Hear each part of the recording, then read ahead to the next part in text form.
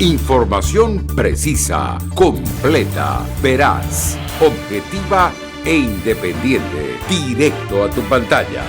Voz de América en RCR 750. En esta emisión de Venezuela 360. Un tema de seguridad nacional. En Estados Unidos, ningún niño debería irse a la cama con hambre. Que afecta a millones de familias cada año. La inflación está por las nubes. Tienes que decidir entre medicación o comida. Y que impone un nuevo reto. Su dinero no llega tan lejos y necesitan encontrar otras formas de poner comida en su mesa. Pero tiene remedio, según expertos. Lo que hemos aprendido en los últimos años en términos de acabar con el hambre en Estados Unidos es que es un problema solucionable. En B360 analizamos la situación de seguridad alimentaria en el país, quiénes son los más afectados, impacto de la pandemia y el camino diseñado por la Casa Blanca para acabar con el hambre en Estados Unidos. Esto y más en Venezuela 360 a continuación.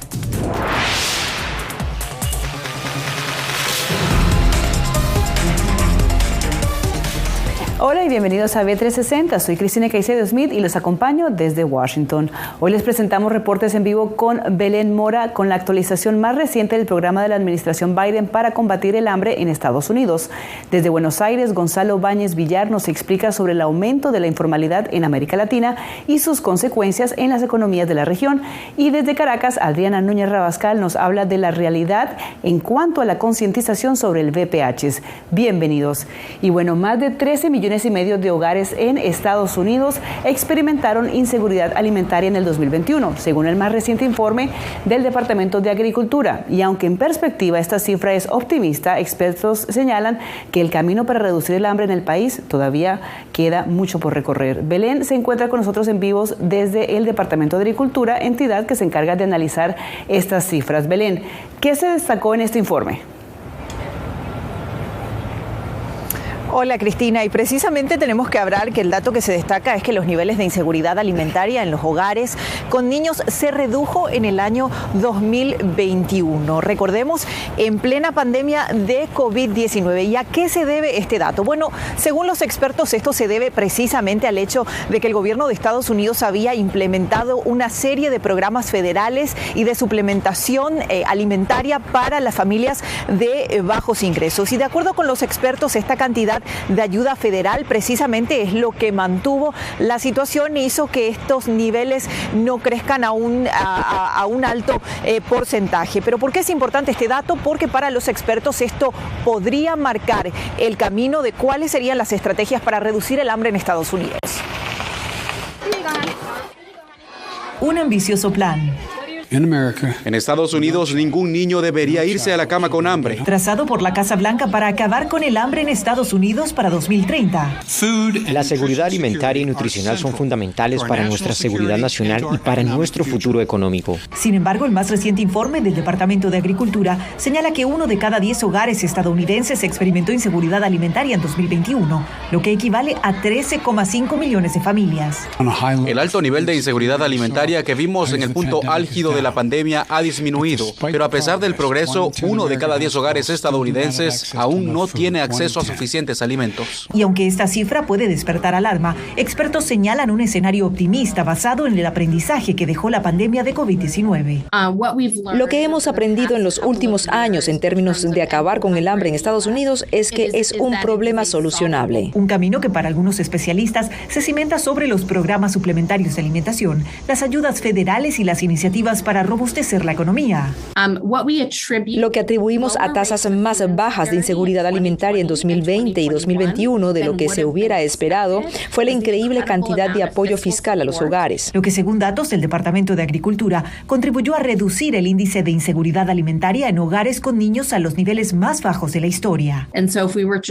Entonces, si tuviéramos que pensar en cómo priorizar los recursos focalizados y los recursos de asistencia nutricional, se comienza con los niños. niños. Pero a pesar de los avances, hay mucho camino por recorrer según expertos. En los últimos meses, los bancos de alimentos han visto un aumento de personas recurriendo a sus instalaciones. Con el costo de los alimentos subiendo un 12% en promedio, su dinero no llega tan lejos y necesitan encontrar otras formas de poner comida en su mesa. En parte dado al alto costo de los alimentos. La inflación está por las nubes. Tienes que decidir entre medicación o comida. Y en otros casos, dado al fin de los programas federales de emergencia por la pandemia de COVID-19. Tengo miedo de no tener suficiente para comer. Bueno, tengo 3 personas en mi familia, así que me ayudó mucho. Para los entendidos en la materia, la estrategia para acabar con el hambre en Estados Unidos es clara. Programas suplementarios de alimentación enfocados en los niños, ya que si la alimentación de los menores está garantizada, la alimentación de toda la familia mejora. Belén, tú destacas que la cifra disminuyó. Ahora, ¿qué se anticipa este año? Efectivamente, Cristina, y en septiembre de este año conoceremos cuál fue el panorama de la inseguridad alimentaria en Estados Unidos en el año 2022. Un año que, recordemos, estuvo marcado por la explosión de la guerra en Ucrania, la crisis de alimentos a nivel mundial y una alta inflación aquí en Estados Unidos. Factores que podrían pintar un panorama completamente distinto al que se dio en el año 2020 y en el año 2021. Con todo, los expertos son optimistas, ya que consideran que siempre y cuando el gobierno de Estados Unidos pueda mantener los programas federales de ayuda y suplementación alimentaria para la familia, para las familias de bajos ingresos, la situación podría estar controlada. Cristina. Muchas gracias, Belén Mora, desde Washington. Y bueno, seguimos con la información. Los incendios forestales en Canadá causaron una neblina humeante en la capital estadounidense y otras ciudades del este de Estados Unidos. Esta semana, funcionarios de salud instaron a millones de residentes a limitar su tiempo al aire libre, advirtiendo que las partículas finas en la atmósfera podrían dificultar la respiración y presentar riesgos para la salud. El National Mall, un destino turístico popular en la capital, estuvo menos concurrido de lo habitual y la ciudad hizo una advertencia sobre la calidad del aire. Según el Servicio Meteorológico Nacional, lugares icónicos como el monumento a Lincoln y el imponente edificio del Capitolio se veían borrosos por la bruma a causa del humo. Expertos advierten a que en ciudades con alta polución es importante dar un descanso a los pulmones, no permanecer mucho tiempo afuera ni hacer ejercicio extenuante. He estado en algunas ciudades realmente contaminadas. Entonces, la realidad es que los niveles de aire que vemos hoy son como los niveles de Delhi, Mumbai y Yakarta. Ahora, no creo que los estadounidenses quieran escuchar eso necesariamente, pero es una buena manera de hacer que otras ciudades digan, oye, tenemos que limpiar.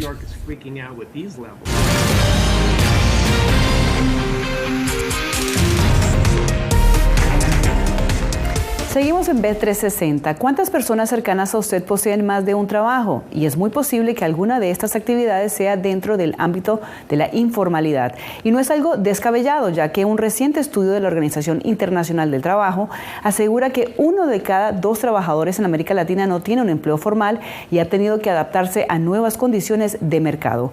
Gonzalo Báñez Villar se encuentra con nosotros. Gonzalo, cuéntanos por qué en países de América Latina tienen más trabajo informal y se conoce cuánto en ingresos aportan a la economía.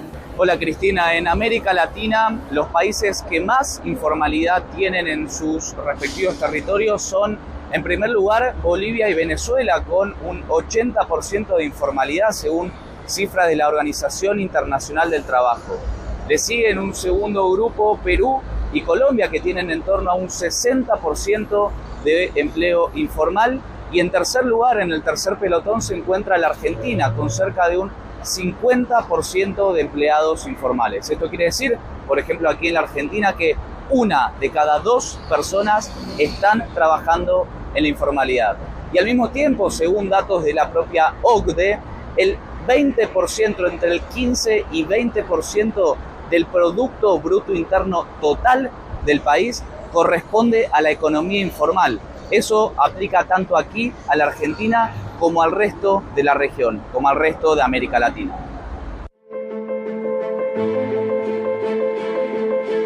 Soy oficial albañil, pero no me alcanza la plata. Tengo que salir a trabajar en la calle. No tengo obra social ni nada. Yo sé que si me choco un colectivo acá no me paga nadie. La informalidad laboral acompaña a Marcos cada día de su vida. Su crudo relato es un fiel reflejo de la odisea por la que tienen que pasar millones de personas en América Latina. Para tener dimensión, la Organización Internacional del Trabajo calcula que, en la región, 1 de cada 2 personas tienen un empleo informal. La informalidad laboral se denomina al empleo que no está bajo la órbita legal, es decir, que no se cobra, digamos, con impuestos y cargas sociales y laborales y aportes jubilatorios que están dictaminados por ley. Entonces, la informalidad implica que esos ingresos no están registrados. El 50% de informalidad es un registro para la región de por lo menos una década, con lo cual evidencia que la informalidad laboral es una característica estructural de nuestros mercados de trabajo. En el caso de países con mayor desarrollo en la región, como por ejemplo Chile y Uruguay, la informalidad es mucho menor respecto a países que están menos desarrollados y que tienen menor cantidad de empresas e industrias, como por ejemplo casos extremos como Honduras, Nicaragua, Haití e inclusive Venezuela, donde buena parte de las empresas e industrias en los últimos 10 años cerraron. En este contexto y según la Organización Internacional del Trabajo, los trabajadores informales tienen de a 2 a 5 veces más de probabilidades de caer bajo la línea de pobreza por la falta de empleo formal y las condiciones legales competitivas. Bajo lluvia, nos ponemos pilotos, paraguas, tenemos que salir igual, ¿me entendés? Salimos a trabajar porque no cobramos ningún sueldo, no cobramos planes ni nada. Viste que acá en Argentina está lleno de gente que cobra planes, que cortan la calle, nosotros no. Si llueve no comemos. Como la mayoría de los puestos de acá. Que son informales. Sí, informales. El año pasado, entre el 60 y el 80% de los nuevos empleos se produjeron dentro del sector informal. La mayor recuperación se da en la informalidad, que muchas veces aparece como cuentapropismo, ¿no? Cuando uno ve lo que surgió, en general, en la mayoría de los casos son autónomos, monotributo, cuentapropista, alguna parte puede hacer relación de dependencia también informal y otro directamente tercerización de trabajo, que cuando uno mira el ingreso promedio, ese ingreso promedio es más bajo. La informalidad es un fenómeno que también tiene muchas causas y también produce diversas consecuencias para el bienestar de la población, de las familias y también para el mismo desarrollo económico, ahora diríamos el mismo desarrollo sostenible. Ante este complejo panorama regional, los gobernadores y especialistas se preguntan cómo corregir la problemática de la informalidad laboral. Brindando oportunidades y, digamos, dejando reglas claras de juego bien definidas para que las empresas locales y empresas afuera inviertan, en el caso de Venezuela o Latinoamérica, y que haya más fuentes de empleo formales. Bueno, aquí hay como dos grandes patas. La primera es que tiene que haber una economía que logre salir de la inestabilidad macroeconómica y recupere un sendero de crecimiento más sostenido. Pero la segunda gran pata es el tema de las regulaciones del mercado laboral. Las regulaciones y todos los convenios que hay son muy obsoletos. Están pensados para otra época, esas regulaciones y trabas e inflexibilidad a la entrada y a la salida de los trabajadores y todas las cargas y costos que se cobran. Hay una batería de políticas que deben implementarse de manera coherente e integral. En sintonía con las recomendaciones de los expertos, en febrero de este año la CEPAL instó a los gobiernos regionales a abordar la problemática de la informalidad laboral para mejorar las cifras de productividad. Un gran desafío en tiempos difíciles. No hay duda, Cristina, que la problemática de la informalidad laboral se mantiene estable en la región, pero incluso aumentó después de la pandemia del COVID-19. Y hay que tener en cuenta también, tal como informa la Organización Internacional del Trabajo, que aquellos empleados informales están expuestos a mayores irregularidades y vulnerabilidades también en sus empleos, y eso genera una inestabilidad social, tanto para ellos como para sus familias.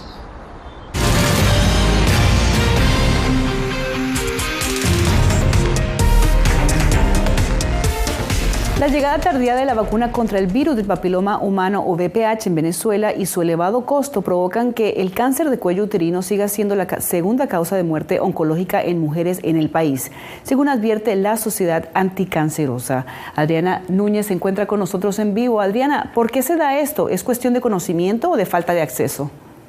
Son varios factores que se unen. El primero de ellos es que la salud pública venezolana no cuenta con la vacuna de VPH para inmunizar a la población. El segundo es demasiado cara porque es importada de diferentes países. Y el tercero, hay desinformación. La gente ni siquiera sabe que hay disponible una vacuna contra el virus de papiloma humano, lo que evita que puedan protegerse. Tampoco hay campañas para difundir la importancia de estar inmunizado contra el virus del papiloma humano. Por tanto, ni siquiera se sabe cuál es la cobertura de la población que ha recibido esta protección.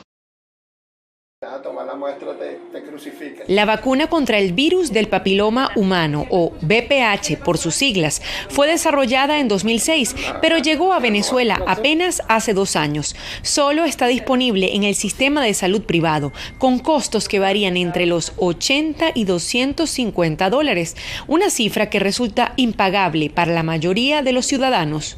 No he podido colocármela debido a su costo.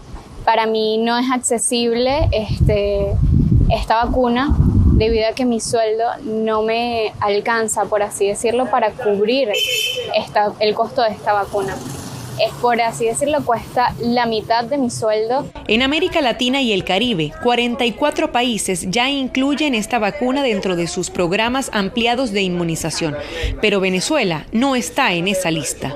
Sin embargo, es importante la vacuna porque no solamente es para prevenir el VPH que causa el cáncer de cuello uterino, sino también el VPH puede causar cáncer a nivel anal, a nivel de pene, a nivel de orofaringe, que son cánceres que pueden ser tanto en hombres como en mujeres. O sea, tiene utilidad en los dos sexos y por eso está indicada tanto para hombres como para mujeres. El gobierno del país ha estado en reuniones con UNICEF y la Alianza para la Vacunación a fin de poder garantizar la inmunización gratuita contra el VPH entre este año y 2024.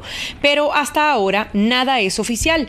Lo que se mantiene es la preocupación del gremio médico, porque en 2021 hubo cerca de 2.000 muertes por cáncer de cuello uterino, una cifra que según expertos puede revertirse. Hay países como por ejemplo Australia que están desde que salió la vacuna, lo tienen incorporado a su esquema de vacunación y en esos países está prácticamente erradicado el cáncer de cuello uterino. La Organización Mundial de la Salud recomienda aplicarla a los 9 años. Sin embargo, nunca es tarde para recibir esta inmunización y aún es recomendable para quienes están entre los 40 y 50 años. La vacuna sí va a causar una respuesta inmunológica seria, una respuesta inmunológica fuerte y va a prevenir las futuras reinfecciones. Ante la ausencia de datos, se desconoce cuál es el porcentaje de la población venezolana que ha recibido la vacuna contra el VPH, pero de acuerdo con la revista de ginecología de la Universidad de los Andes, la incidencia del virus es de 28,5%. Y hablábamos justamente de las 2.000 muertes que se registraron el año pasado, pero hay que decir que hay un total de 5.500 casos de cáncer de cuello uterino y el principal factor que causa el cáncer de cuello uterino es justamente el virus del papiloma humano. Pero ¿qué pasa? Las mujeres tampoco tienen acceso a pagar por citologías y otros exámenes ginecológicos, lo que hace que las sociedades médicas venezolanas insistan y exijan al Ministerio de la Salud del país que cuanto antes traiga estas vacunas contra el VPH, las ponga a circular en el sistema de salud público para que más personas puedan protegerse. Muchísimas gracias, Adriana.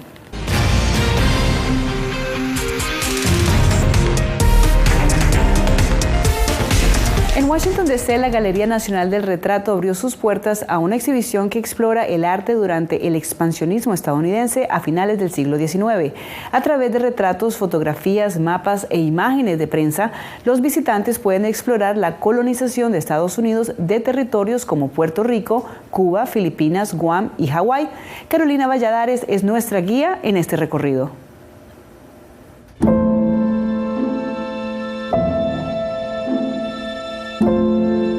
La historia siempre tiene muchas caras, ¿no? En términos literales y simbólicos. Y esta exposición precisamente quiere darle voz a todas las perspectivas que deberían tomarse en cuenta cuando se narra la historia de 1898.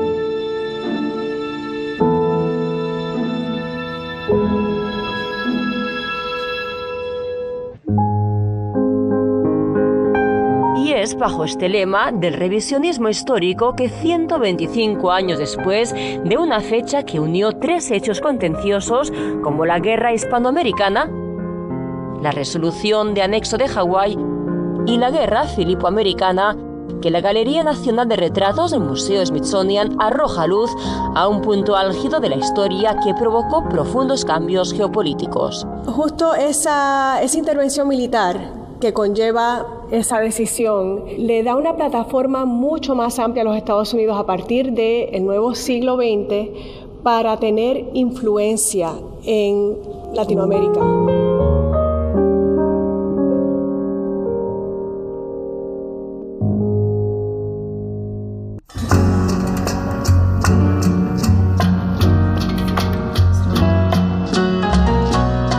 La exposición, que recientemente abrió sus puertas bajo el título 1898, Visiones y Revisiones del imperialismo estadounidense, es el resultado de 6 años desempolvando narrativas perdidas bajo el peso de los siglos. Fuimos alrededor del mundo. Visitamos 74 archivos en España, en Estados Unidos, Cuba, Puerto Rico, Guam, Hawái y las Filipinas. Visiones en forma de retratos, mapas y otros objetos que yuxtaponen la versión más anticolonialista de Estados Unidos con la del país que acabó por expandirse más allá de sus límites continentales. Así que poner la palabra imperialismo en el título fue nuestro esfuerzo por hacer una historia más completa, por hacer un ajuste de cuentas con Estados Unidos como potencia mundial, que no siempre fue en beneficio de todos los involucrados. Se refiere no tan solo a esta visión de posicionar a los Estados Unidos como un imperio mundial, sino a las voces de disensión de los Estados Unidos y a las distintas voces y a los distintos agentes históricos, figuras históricas de Cuba, de Puerto Rico, de Hawái, y cuyos cuadros ahora cuelgan en las paredes del Museo Smithsonian para generar un diálogo con aquellos de la colección permanente, entre ellos figuras importantes en la historia de Estados Unidos. Por ejemplo, Leonard Wood, que fue gobernador militar de Cuba entre 1899 y 1902, junto a José Martí.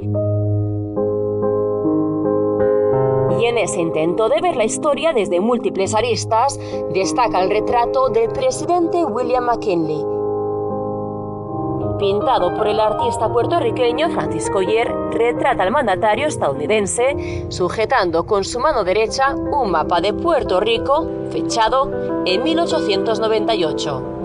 Carolina Valladares, Voz de América, Washington. Y así llegamos al final de Venezuela 360. Gracias por acompañarnos. Como siempre, puede encontrar estas y otras historias y seguir nuestra página web vozdeamerica.com y en las redes sociales como @vozdeamerica en todas nuestras plataformas. Les informó Cristina Caicedo Smith. Hasta la próxima. Radio Caracas Radio presentó Voz de América.